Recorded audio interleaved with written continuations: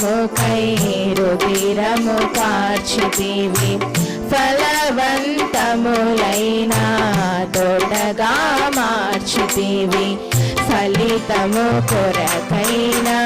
శోధన కలిగినను ప్రతిఫలముగా నాకు ఘనతను నియమించి ఆశ్చర్యకరమైన ఆదరణ కలిగించి అన్ని వేళలయందు ఆశ్రయమైనావు ఎంతగా కీర్తించిన నీ రుణమే నే తీర్చగలనా ఇదే కదా నీలో పరవశం మరువలేని తీయని జ్ఞాపకం